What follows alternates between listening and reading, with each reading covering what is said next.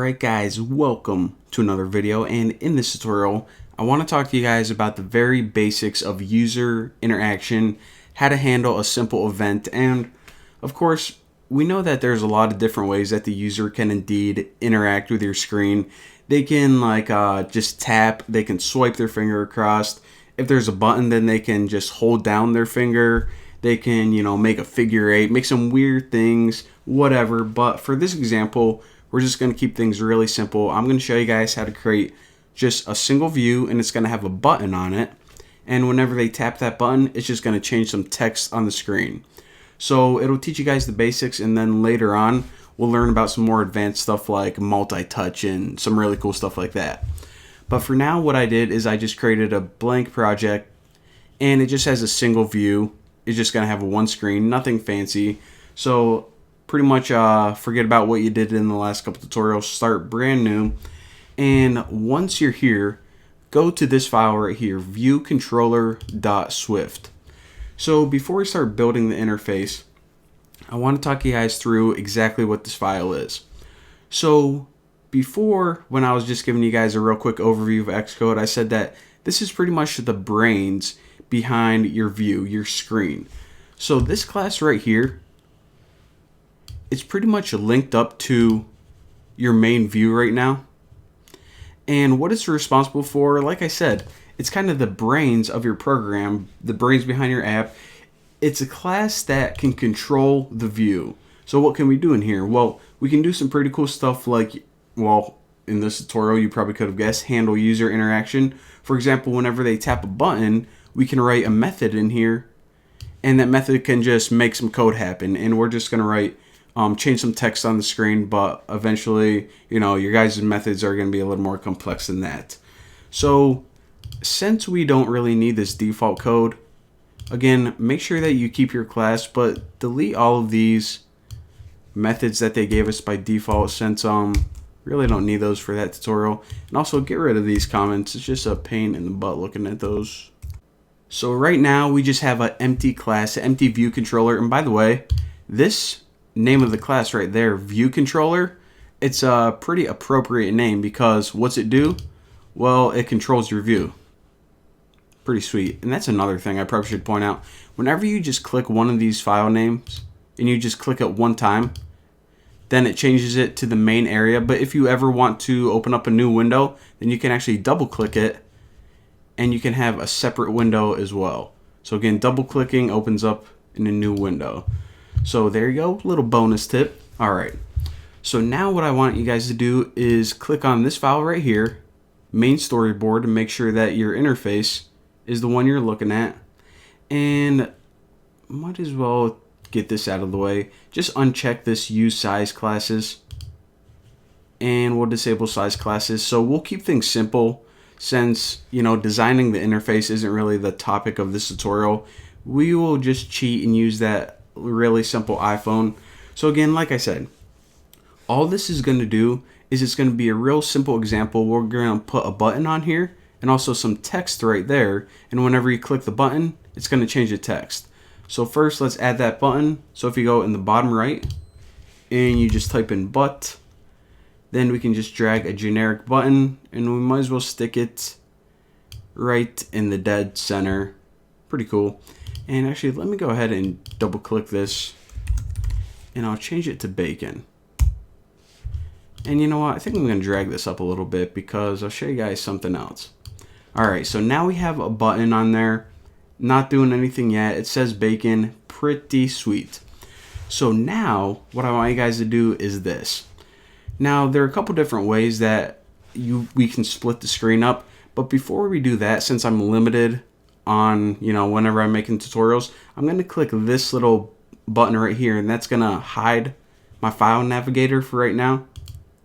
So I'm going to hide that. And the reason I want to do that is because, remember, I said that that file that we looked at the beginning of the tutorial was responsible for controlling this view. It was the brains behind this screen right here. So if I go up here to view, then from here I can go to Easy Hoss, Assistant Editor, and Show Assistant Editor. Now what this does is it actually takes the brain, that view controller, and it splits it up between your view. So this is pretty cool because you're like, all right, this makes a lot more sense. I'm looking at my design and I'm also looking at the brain behind it. Now, another quick kind of handy way to get here is by clicking this Venn diagram little button right there. So again, this is the standard editor. Allows you to look at one file at a time. And this is the assistant editor. A cool little split screen view. So now that we got that out of the way, what I want you guys to do now is this. So essentially what we're going to do is we're going to create a method that whenever you click this button, it's going to call a little bit of code. Now, this method is a special method called an action. So remember, an action is a method that gets called whenever the user interacts with something on the screen. In this example, clicks a button. All right, so how do we create that action method? You probably got to go here and all right, what's the syntax for it? It's probably real confusing and I have to remember this. Well, check this out. This is one of the things I love about Xcode and iOS development. If you select this button whenever you're in this view and you hold down Control on the keyboard, so I'm holding down Control right now, so click and drag, and you're going to see a blue line. Now, if you drag it over to here, right inside your view controller, and let go, and there we go. So let go. What it's going to do is it's going to say, okay, so you obviously want to create some kind of action, some kind of link or connection between this button and the brains. So what kind of connection are you trying to make? Well, I'll talk to you guys about outlets in like 2 seconds, but for right now, we're going to choose action because remember I said an action is the method that gets called whenever a user interacts with something on the screen. So whenever the user performs an action, just think of it like that, we're going to call some method. Simple enough. All right, so what method do we want to call? Well, we didn't create one yet, so we have to give it a name. I would just name it, I don't know, like button pressed. So whenever they click that button, it's going to call button pressed. Now for the type, we're going to set this to UI button since it is a button. Now the event we can leave as default touch up inside. Believe it or not, there are different ways that the user can interact with the button. They can swipe across it. They can just tap it. And the tap is touch up inside. I know it's kind of a weird name, but ooh, my oh my. Tasted like chili kind of. Not bad, not bad. And another thing that they can do is they can tap and hold down on it, like kind of holding something in. So anyways, I just want to, if you guys are like, why would a button have different events? That's why. So we'll just leave that at touch up inside, which just means the default user clicking it, tapping on it, and we're going to hit connect.